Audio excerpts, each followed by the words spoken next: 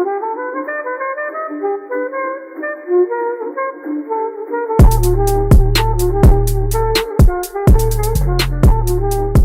back, Fantasy Family. We are back for another season. I'm your host, Victor, of the Fantasy Extras Podcast, here with my co-host for this season. You're supposed to introduce yourself, bro. Oh, my bad. Co-host, Mariano, Mari, Mackinac Marty, whatever you want to call me. Whatever you want to call him. That's it. We're back at it again, back with the juice, back with the sauce, whatever you want to call it. All the information that you need. We're glad to be back. This season is going to be a crazy season.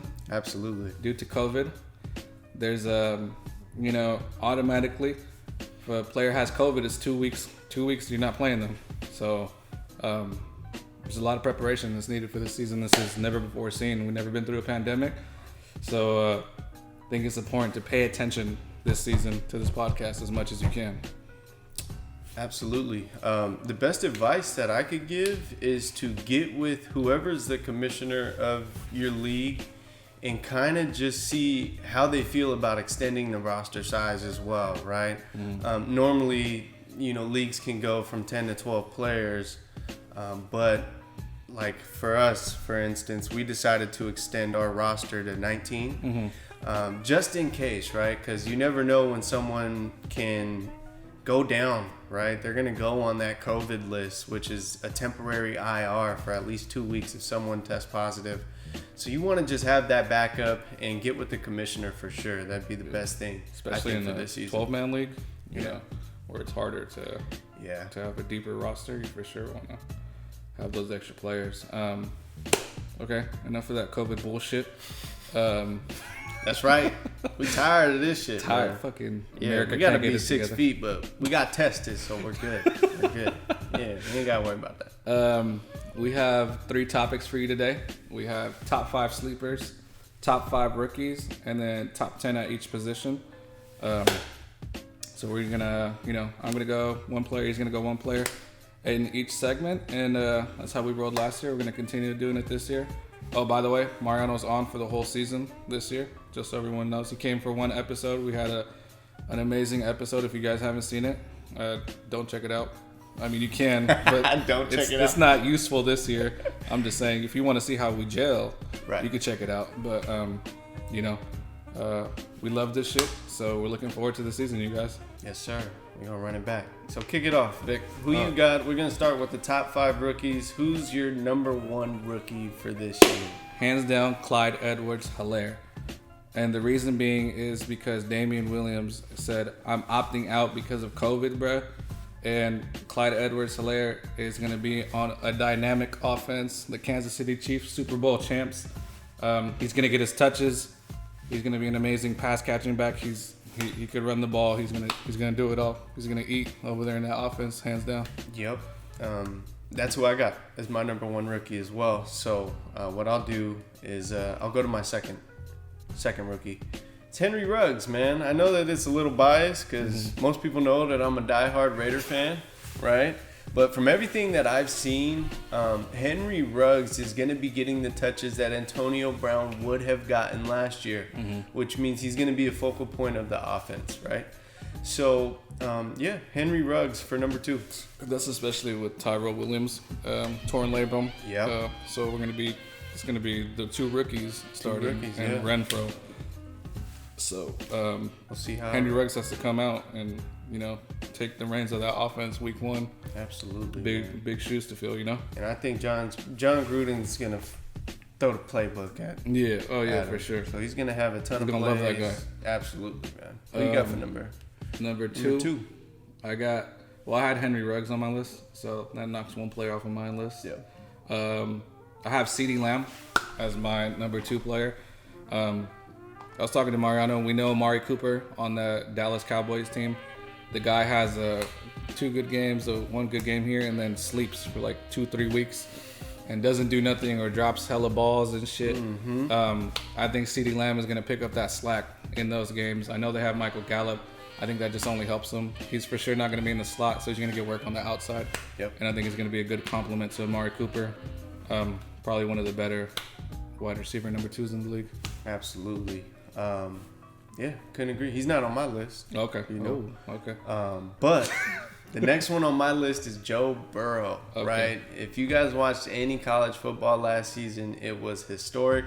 And I think that with A.J. Green coming back with Cincinnati, as well as them drafting T. Higgins, he's got a stud running back. As long as the offensive line holds up, kind of like me and Vic were talking before the show, he should have a solid season, man. Yeah. That's all I'm going to put it at. So Joe Burrow, I would definitely have him on my roster. Probably not a starter. Let it ride out for the first few weeks and see how he's rocking and rolling. But if he comes out like he did last year at LSU, that boy's going to ball out and get us a ton of points. Just like Kyler Murray did last year, number 1 overall pick. He came out, he did his thing on the fantasy field. The Arizona Cardinals didn't have a good record. However, he produced those stats that we needed to. Right. And he also didn't have as much help, as I think Joe Burrow's going to have a lot of help. Yeah. Deep wide receiver. Like you said, the offensive line just needs to do the job, and I think the tight end needs to help him. And he's solid. Going on to my next rookie, I have Cam Akers on the Los Angeles Rams. Todd Gurley out. He's out with the Atlanta Falcons. Darrell Henderson injured. Malcolm Brown, he wasn't productive when he had his chance last season. Right. The rookie has a spot to lose, I think, in a dynamic offense that loved using Todd Gurley. Gave him so many touches, ran him to the ground, and that's why he's hurt, unfortunately.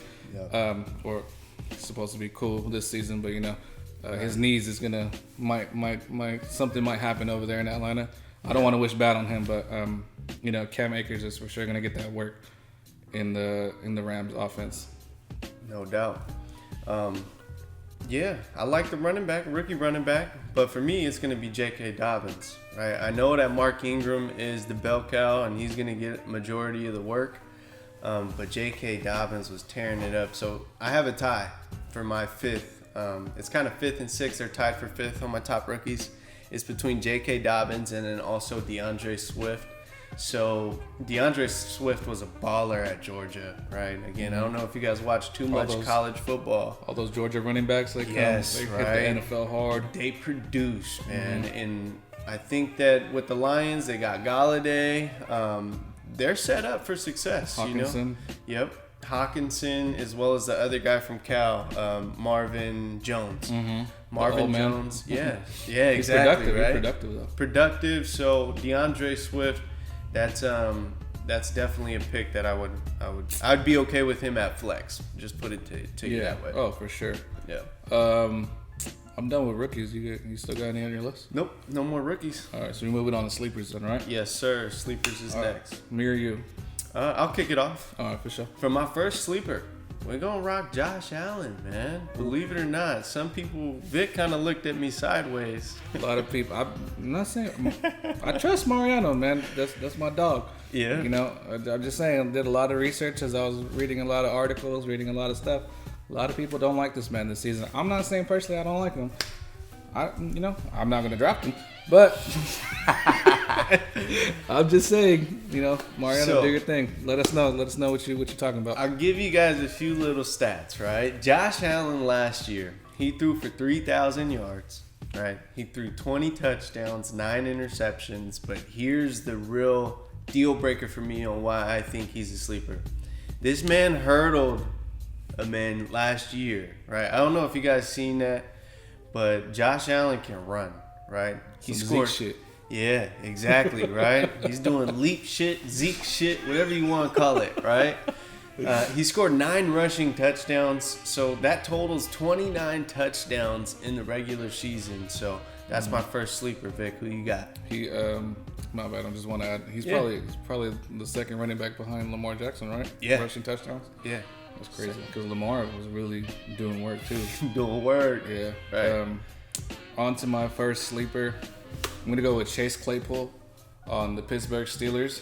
A lot of people are calling Deontay Johnson the sleeper over there. Yeah. But I think Chase Claypool is a big body wide receiver. He's gonna get those targets in the red zone. Out of Notre Dame. They're comparing this man to Megatron, which I don't know if he could do all that. That's a high comparison. Hopefully he produces. But big body wide receiver.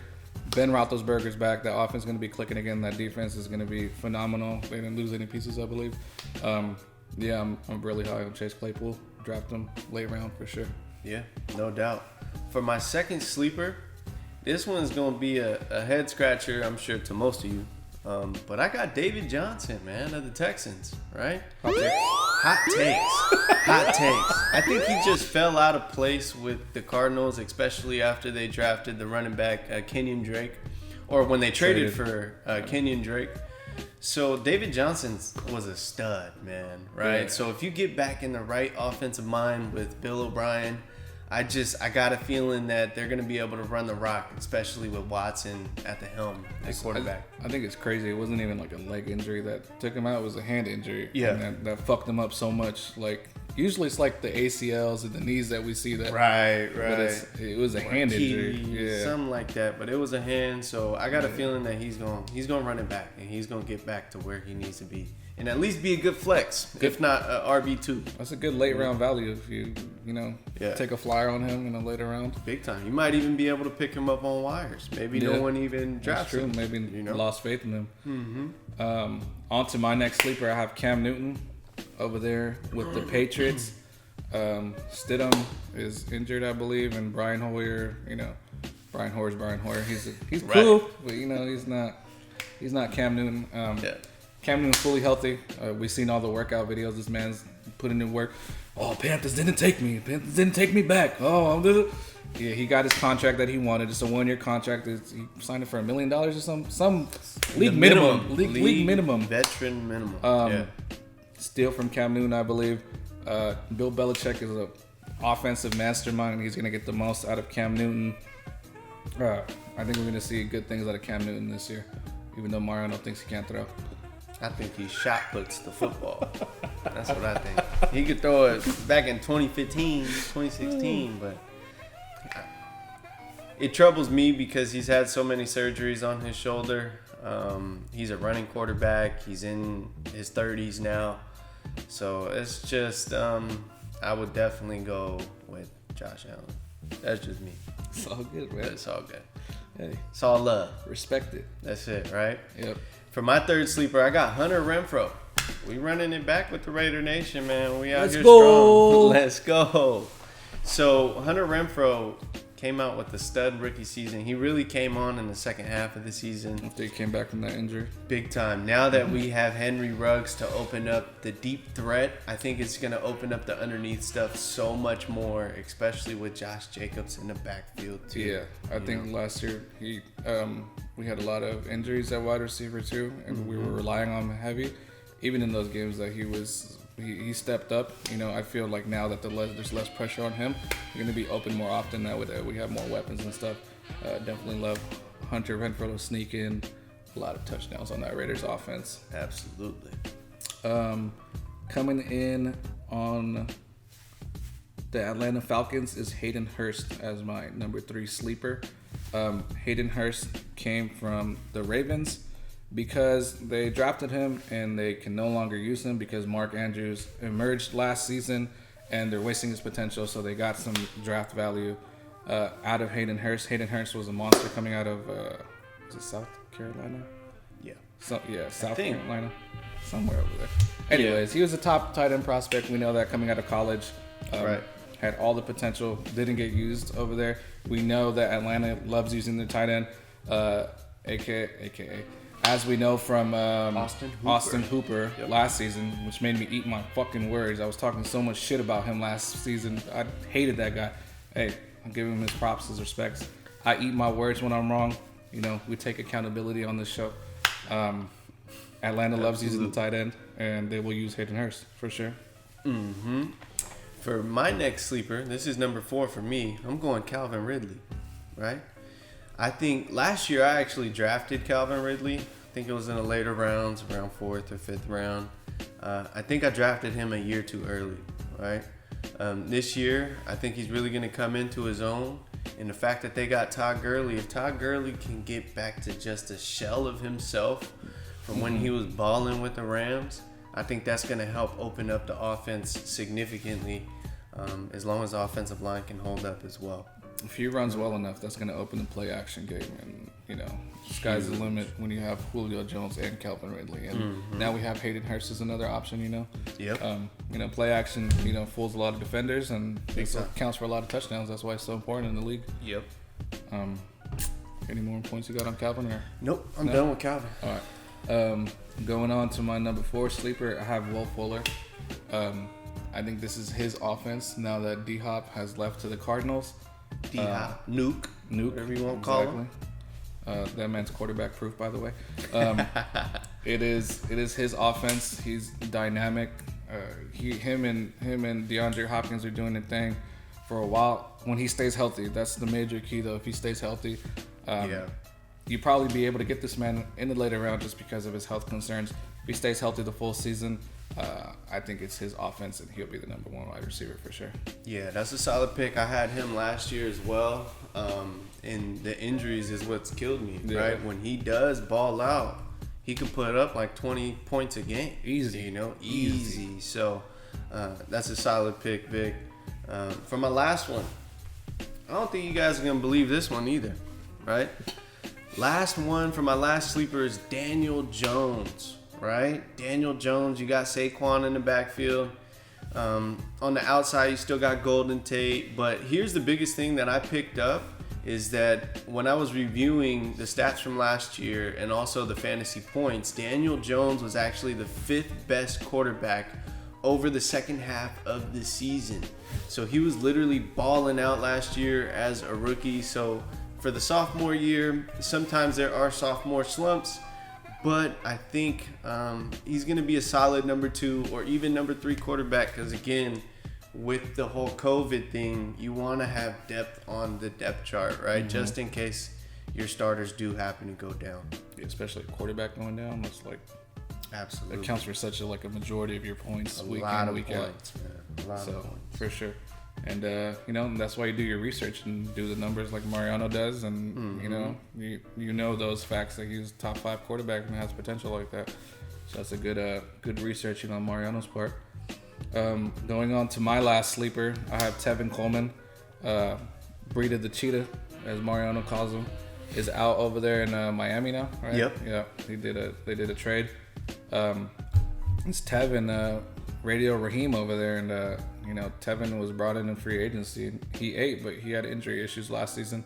I think this is his offense now, in one of the most dynamic, running games in the league. They know how to run the ball over there. Kyle Shanahan.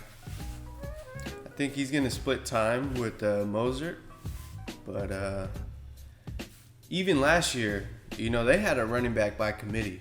Yeah, all 3 of them. Until around late season playoff time, then it was Raheem Mostert's show. Mm-hmm. But again, I think that if Mostert comes out slow or whatever it may be, Kyle Shanahan has a lot of trust in Tevin Coleman. Yeah, there's a reason why he brought him from Atlanta to San Francisco. Yeah. So either one of those backs, I think they're going to be solid for sure. For sure, yeah. All right, we're all done with the sleepers and the rookies. This concludes our Fantasy Extras podcast. This is the pre-podcast for the beginning of the season. Just want to touch bases with you guys and let you know what's going on in this crazy world, man. We're going to be coming out with another episode pretty soon, too. We're going to touch more bases on more stuff. About a week. And we're kind of thinking about maybe doing a first-round mock draft for you guys. If you guys have any questions or if you'd like us to answer anything specific or do any special segments, let us know. Yeah, definitely leave a comment down and subscribe for sure, because that helps our channel out. We want to get it out there, help as many people as we can.